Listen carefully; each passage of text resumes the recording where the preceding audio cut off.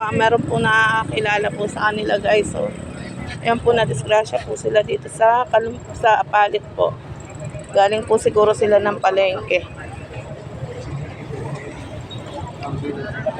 Ayan guys, so, tatlo po sila. Dalawa pong lalaki, isa pong babae.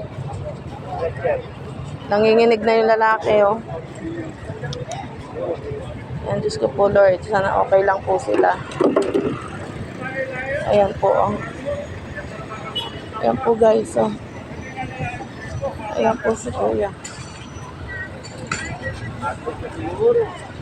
Tumutuloy dugo sa ilong. So Lord, grabe po yung mga tama nila. Ayan guys, meron na pong ambulansya dumating. Ayan, andyan na rin po yung ating mga kapulisan. Ayan po.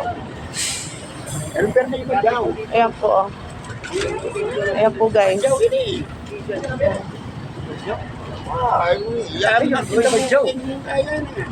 po guys. Ayan guys.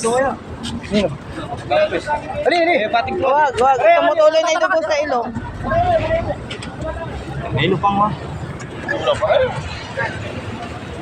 Ayan guys, medyo grabe po yung tama nito ni Kuya. Tumutulo po yung dugo niya po sa ilong.